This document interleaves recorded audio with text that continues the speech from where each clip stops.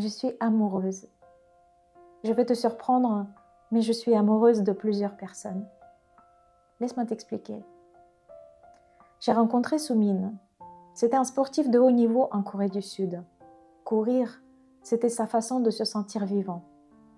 Mais il était obligé d'abandonner son rêve de devenir sportif, car ses parents voulaient qu'il ait un vrai métier. Et aujourd'hui, il passe ses journées dans un bureau. Ses collègues ne savent rien de son rêve, ni de sa personnalité cachée. Ils ne connaissent pas un homme qui écoute du piano, qui voit la nature comme un langage secret et qui adore la couleur bleue. Et moi, je suis sincèrement amoureuse de cette personne. Et puis, j'ai rencontré Sophie. Toute la vie, elle a travaillé dans une petite entreprise sans jamais être vraiment reconnue à sa juste valeur.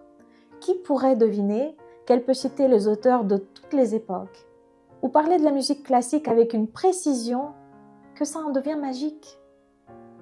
Qui pourrait deviner qu'elle parle plusieurs langues? Elle se sent tellement petite et pourtant elle est juste immense par son intelligence et son envie d'apprendre. Et moi, je suis profondément amoureuse de cette personne. Et puis, j'ai rencontré Matteo. Il a 13 ans. À l'école, il est souvent dans ses pensées. Il peut paraître distrait, mais dès qu'il est en présence des animaux, il se transforme. Il peut deviner le comportement de chaque animal. Il connaît le surnom de toutes les vaches de la ferme d'à côté.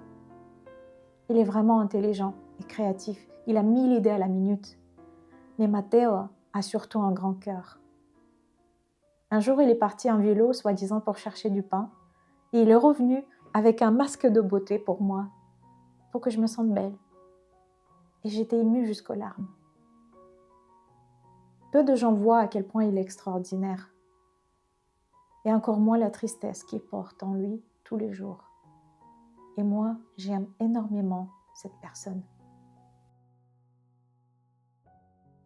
Et puis, j'ai rencontré Michel, un retraité qui vient de déménager et qui vit seul.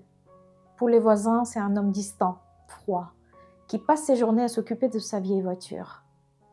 Mais pour lui, c'est un refuge, c'est un lien avec son passé, parce qu'il a perdu tous ceux qu'il aimait. Pour beaucoup, c'est un homme invisible, et pourtant il fait tellement de gestes touchants, en secret. Par exemple, il laisse les explications de mécanique dans les boîtes aux lettres pour les ados du quartier. Il aide une dame âgée à tailler ses arbustes la nuit en cachette. Michel a trouvé une façon secrète de dire qu'il aime encore. Et moi, je l'aime beaucoup.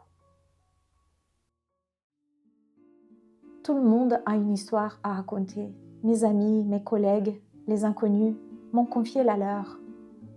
Et en écoutant leur histoire, j'ai appris à aimer leurs rêves, leurs douleurs, leurs joies. Chaque histoire m'a marquée. Mais parfois, je regrette de ne pas avoir écouté assez, d'avoir manqué certaines choses. Ça nous arrive à tous, n'est-ce pas? Est-ce que nous nous intéressons vraiment aux autres ou nous sommes centrés sur notre propre vie? Aujourd'hui, il y a tellement de gens qui ont l'air tristes. Bien sûr, on peut blâmer la société, la politique, les médias. Mais peut-être nous avons juste oublié comment créer de vraies relations. On n'en prend plus le temps de se connaître, de se comprendre. Combien jugent sans connaître, en se basant sur les idées complètement fausses, sans chercher à comprendre? Le résultat, on se méfie, on se sent seul et on s'isole. Aujourd'hui, la société met en avant la beauté, le succès, l'argent. Mais combien de personnes se sentent invisibles? Combien de gens ont l'impression de ne pas exister? Et pourtant, nous avons aussi des personnes qui ont cette capacité de rendre la vie des autres plus belle. Grâce à leur bienveillance, grâce à leur attention. Qui n'aimerait pas avoir ce don de faire sourire et briller les autres? Et si on devenait cette personne? Ce pouvoir est accessible à nous tous. Il faut juste l'activer. Et tout commence par le regard. Quand on rencontre quelqu'un, nos yeux parlent. Et si on commençait à voir chaque personne comme si elle était la plus précieuse au monde, avec ce regard bienveillant, on peut transformer un adulte en un enfant qui brille de mille feux. Et puis, on peut commencer une vraie conversation, une conversation sincère. Très souvent, on pose les questions comme « Où avez-vous travaillé? Qu'est-ce que vous faites dans la vie ?» Et si, au lieu de ça, on invitait l'autre à sortir des sujets habituels, à voir les choses différemment. C'est comme si on grimpait ensemble sur une colline pour observer la vie avec un autre regard. Et si on demandait « Tu as l'air de tout avoir, mais est-ce que tu te sens vraiment heureux ?» Bien sûr, ce genre de questions demande un minimum de confiance, parce que l'intimité, ça se construit petit à petit. Mais si on commence par être sincère, si on posait les questions, si on ouvrait notre cœur, les gens y s'ouvrent. Et très souvent, leurs réponses touchent profondément. Pourquoi? Peut-être parce que personne ne les a jamais écoutés. Ou peut-être ils ont trop souvent reçu le message « Tu ne comptes pas, tu n'existes pas ». Et nous avons le pouvoir de changer ça. Parce que chaque personne que nous croisons est une aventure. Derrière chaque visage, il y a un monde à découvrir. Il y a des émotions à partager. Et si on commençait à faire ce pas vers l'autre, et si on commençait à aimer non seulement ses qualités, mais aussi ses fragilités, et si on comprenait que derrière chaque réaction, il y a une histoire. Quand on embauche quelqu'un, pourquoi ne pas regarder au-delà du CV? Ou quand on voit quelqu'un en colère, pourquoi ne pas essayer de comprendre ce qui, dans son passé, peut expliquer ce qu'il ressent aujourd'hui? Pourquoi ne pas ouvrir notre cœur en étant là, en l'écoutant, en posant les questions? C'est ainsi qu'on lui fait sentir « Tu comptes pour moi, je te vois ». Et là, quelque chose de fort se passe. Quand on voit quelqu'un, quand on croit en lui, il s'épanouit. On l'aide à briller, on l'aide à être reconnu, on l'aide à être vu dans toute sa beauté. Et peut-être même, on l'aide à se connaître lui-même.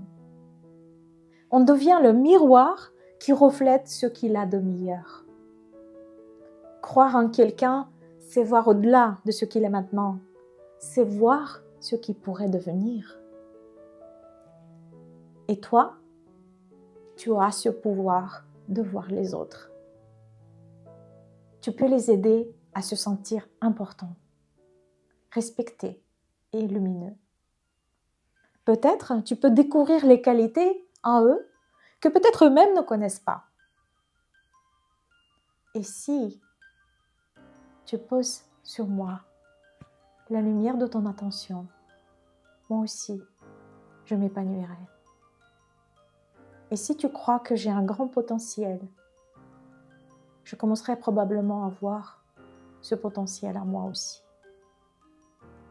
Et si tu acceptes mes faiblesses, mes fragilités, si tu m'offres ta compassion quand la vie est dure avec moi, je trouverai la force de traverser ces moments difficiles. Dans la façon dont tu me vois, j'apprendrai à me voir moi-même. À mon tour, j'ai appris à voir les autres avec leur vérité, avec leur singularité, avec leurs imperfections et leurs éclats. En écoutant leur histoire, j'ai grandi à chaque échange et je suis tombée amoureuse d'eux.